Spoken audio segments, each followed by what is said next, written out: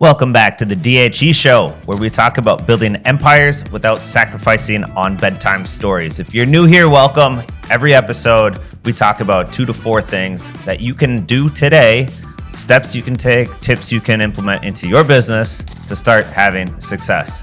But business is not everything to us. We're dads, we're husbands, and to us, family is super, super, super important, because what the hell is the point of doing all this if you're not bringing your family along with you? Today's show, Ole and I are going to dive into conflict within the business and how to handle it as 2 co-founders. It is not an easy topic. This is not a contentious show by any stretch of the imagination, but I didn't realize how important this skill was and is, not only in business, but as we talk about in the show, the things I've learned in how to handle conflict between the 2 of us have translated a ton into my personal life too, and it's actually helped a lot in my marriage with my wife, because I was really bad at conflict and confrontation. I got very defensive, I got very shut off and angry, and doing things like this in a business setting for whatever reason really clicks with me. So I hope you enjoy this episode.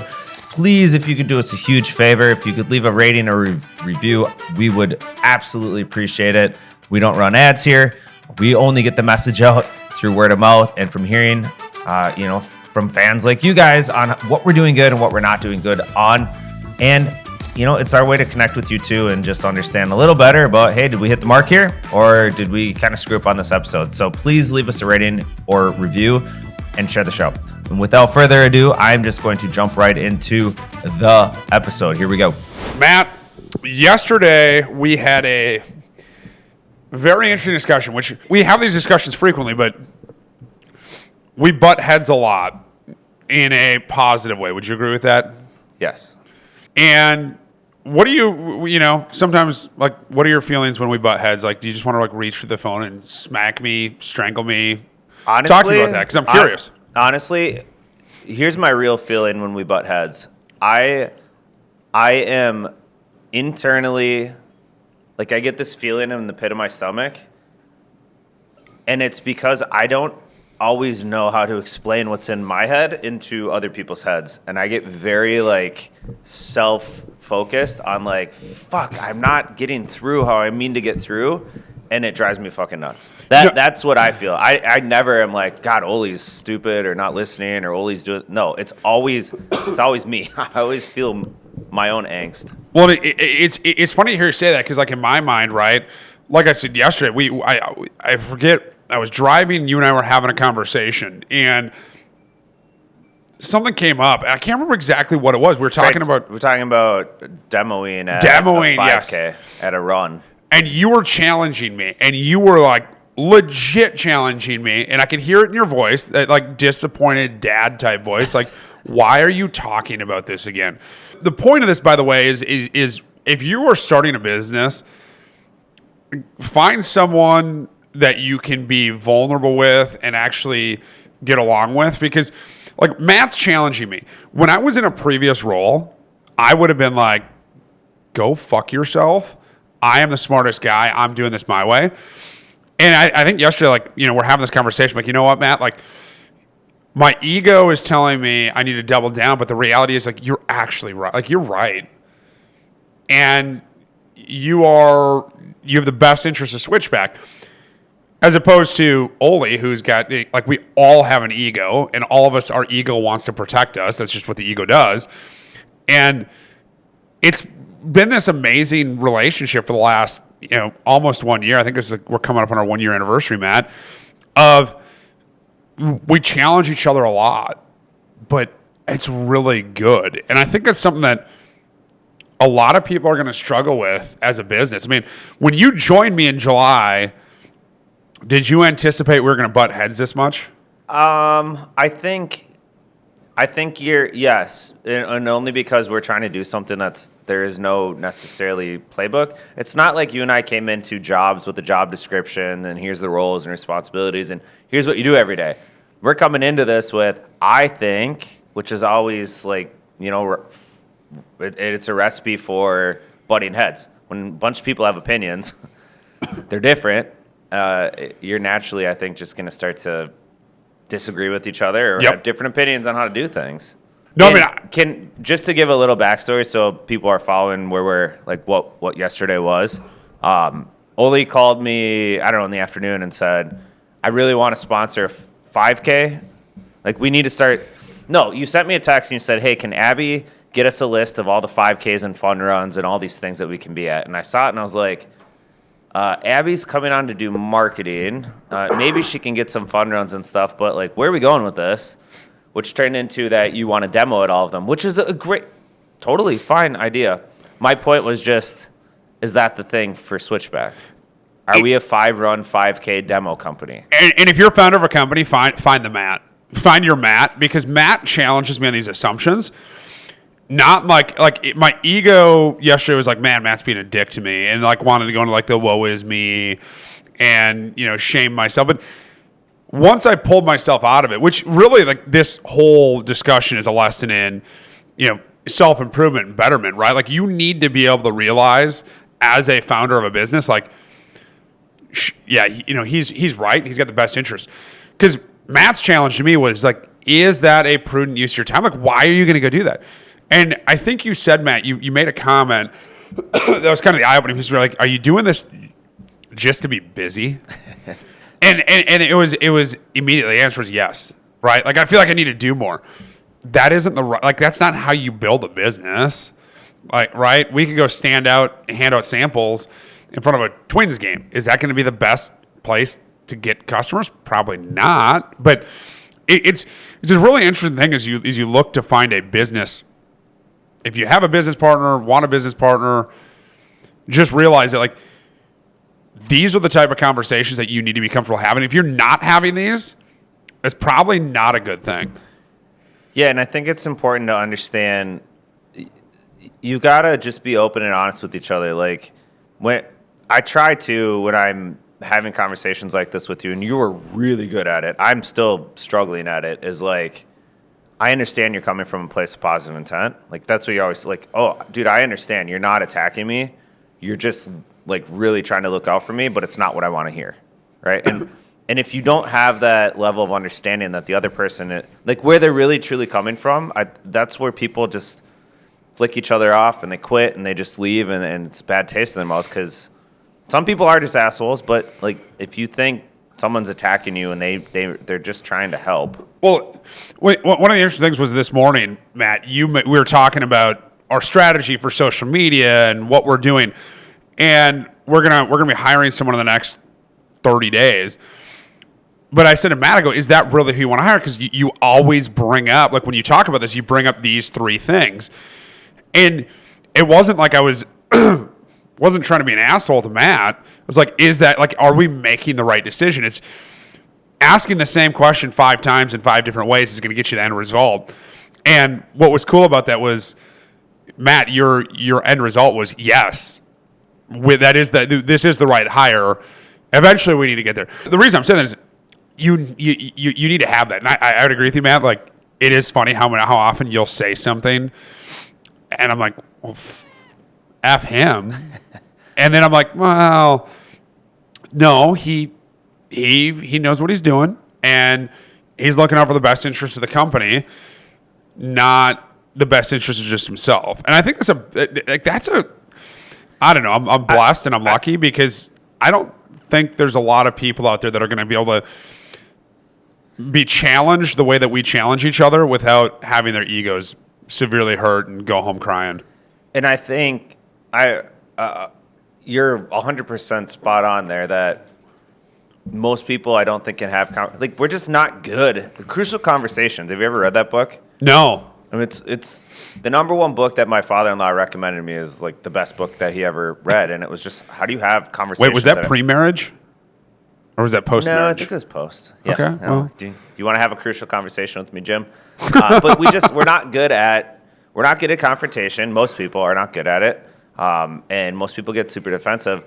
But one of the things that I wanted to add is that I'll be the first to say too, like, I'll challenge you on something, and I'll also look at you and say, this is your company.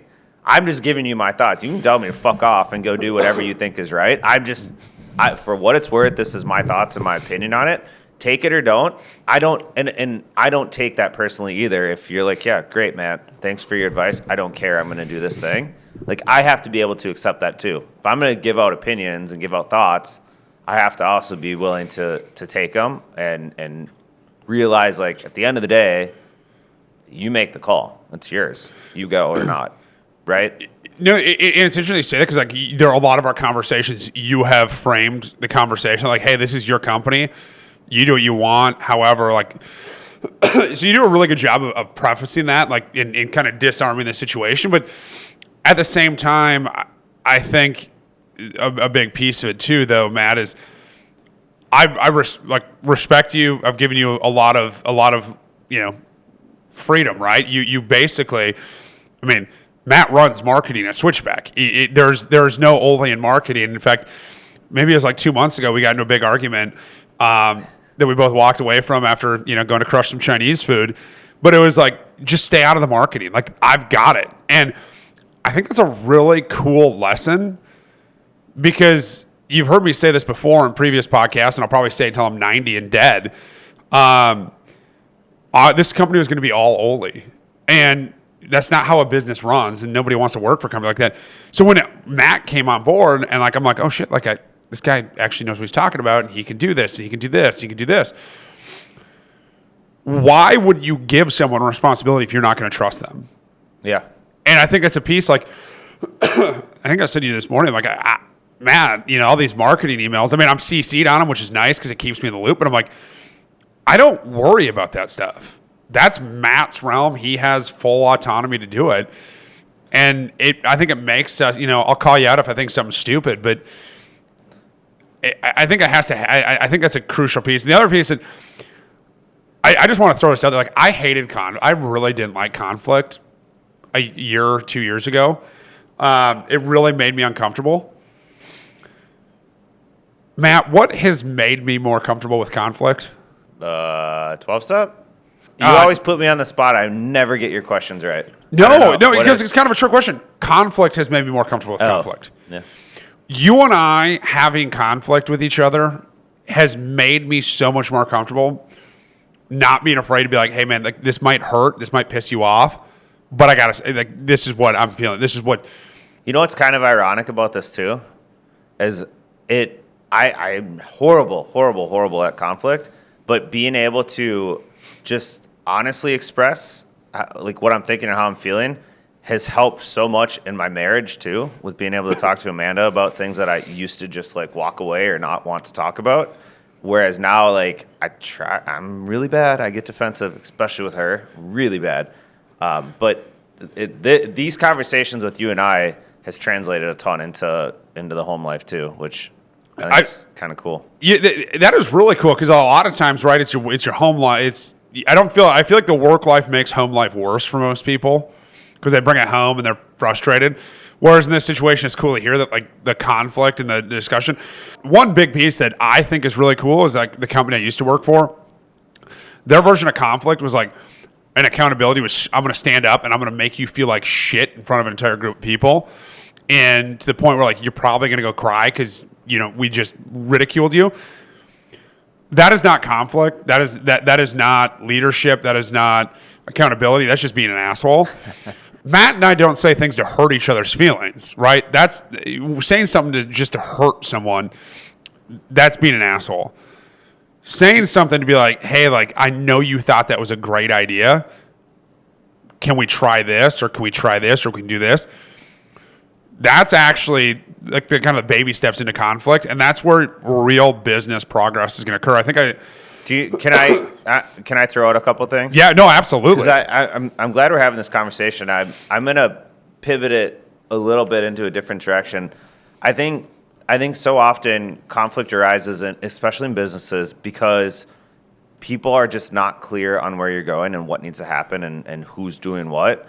I think we're pretty good with the who's doing what, but we've talked a little bit about like EOS or some sort of operating system or writing down our goals or like just keeping track of what needs to happen, when, where, how, who's doing it. What do you think of like actually standing that up and implementing some sort of operating system for what we're doing? Yes. And I think that would be really, I think it's imperative. I know, Matt, you brought this up many times, and this is my character defect coming out because I keep pushing that down the road. I'm like, well, we're busy, which is the dumbest thing you can do is say, well, we're busy. We got all these priorities over here. Like, how do we know? How do I know we're not missing 20 priorities if we don't sit down and actually do this? So, Matt, that's some dope accountability right there. I've been like, we are going to do this. So yeah, I'm recording it so that we actually do it. Because here's the thing. If our 6 things to drive sales were very clearly outlined, it gets rid of the question of, do we support a 5K? It gets rid of the question of me, do we go after this weird bucket of content?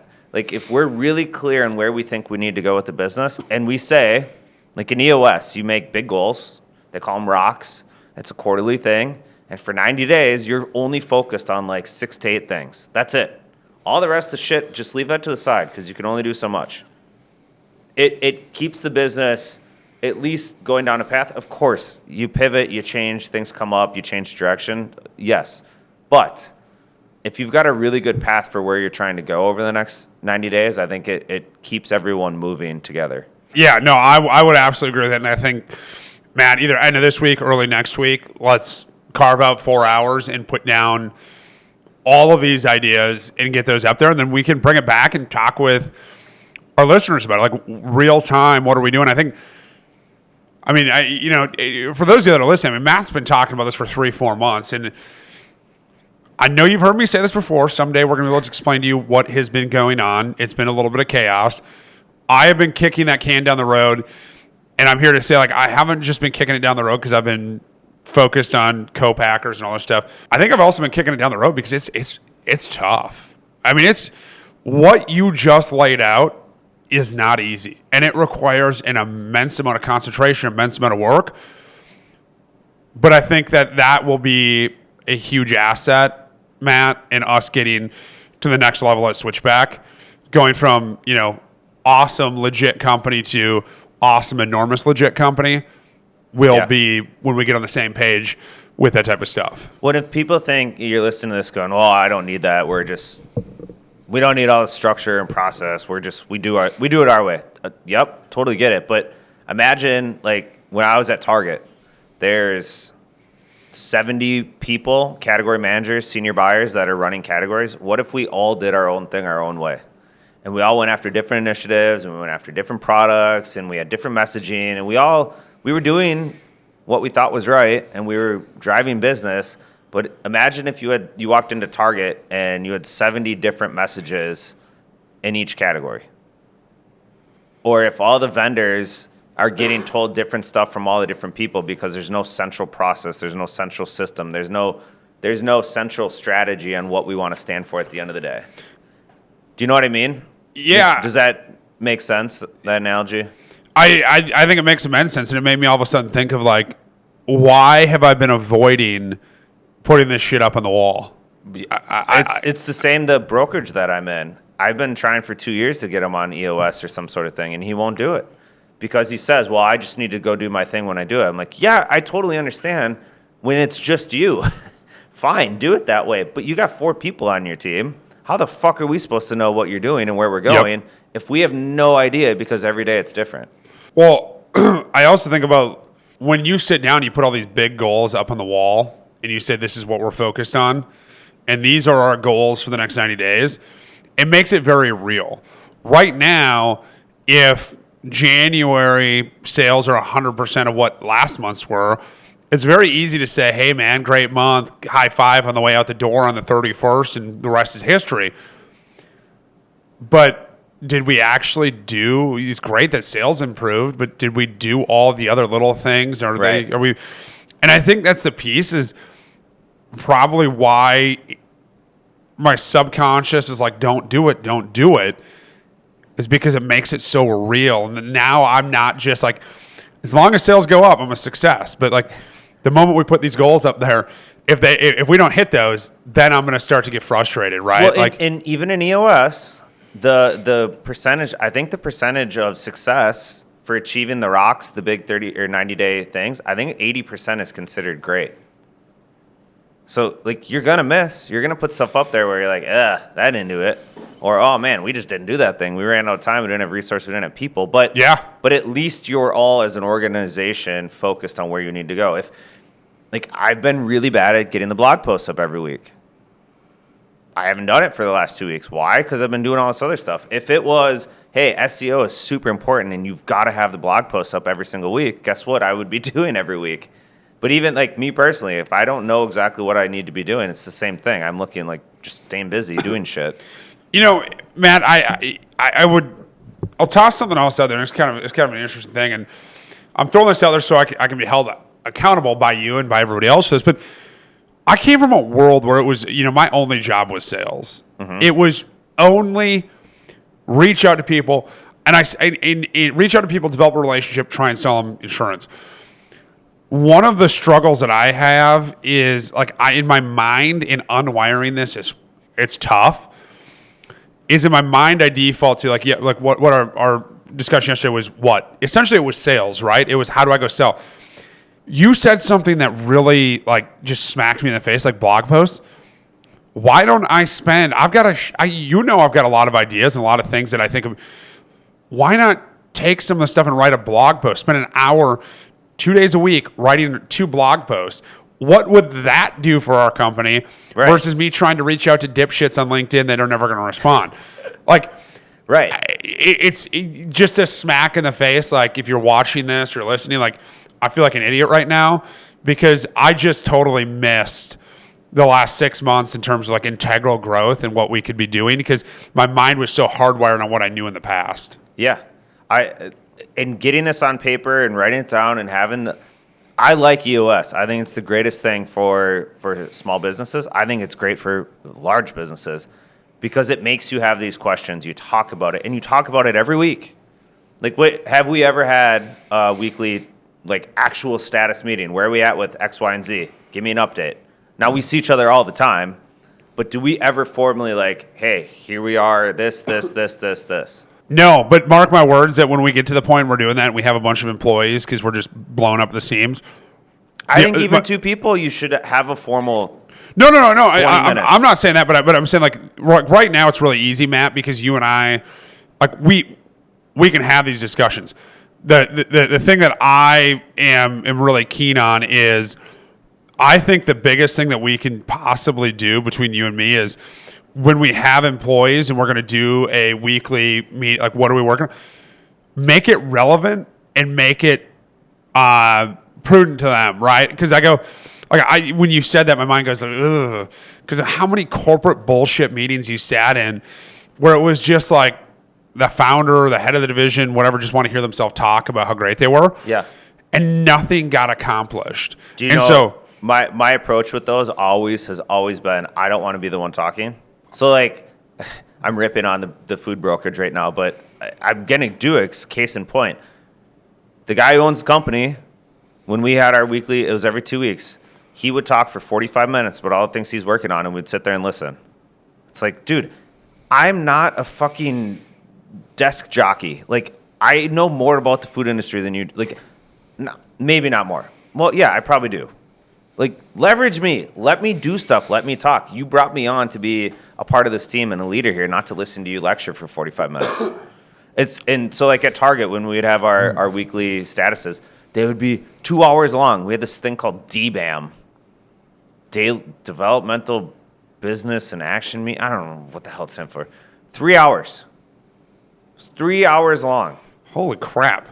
And everyone from the division's in there, and all the leaders go and talk. And it's no, I don't want to talk. I want my inventory people to talk. I want my associate buyers to talk. I want the other people to get used to being in this setting and this environment, giving their thoughts and getting the confidence. That's to me the whole point. Matt, everything you said there resonates because I think about when someone's just there for 45 minutes and just blab on. Most likely, they're not self-aware enough to realize that nobody gives a shit because, all of us have a lot of stuff going on, so we don't want to go spend 45 minutes listening to somebody just talk about whatever. The other piece of it, though, is, Matt, the company I used to work for, we'd have a quarterly meeting, and it was, it was basically a reason to pat certain people on the back. Oh, you're so good. You're so good. But you left. I don't know anybody that left like, oh my gosh, like that made me smarter. It was just a bunch of people talking about how great they were, which didn't make anybody else stronger. Right. It's kind of like we get into a lot of discussions, and we have a lot of not debates, but we have a lot of times where you and I discuss things. And it's usually like, hey, can you get better at this? Can you do this? Like, hey, like, try doing this. Unwittingly, we're really pushing each other almost every day to get better. I mean, you with me in social media. I mean, that's a big piece. Like, you challenge me and challenge me and challenge me. And sometimes I feel like an idiot, but it's like, if you didn't challenge me, it's so easy to default. But the moral of that is, Matt, I mean, it's what we're going through is actually incredibly unique and rare. And I think it's a piece that I want to talk about. Is like, this is not easy. There are plenty of times where I'm sure Matt leaves or I leave where we're like, what the F just happened? Or, man, that person's such an idiot. But we don't let that deter us. Are we going to make it? Or exactly. Why does nothing work? Or why is there no traction? And then you take a step back and you're like, my God, look at where we were 2 months ago and how far we've come. I mean, just imagine like 27 years where we'll be at, Matt. I mean, well, many thousand errors. I was just, you stole my thunder. Damn it.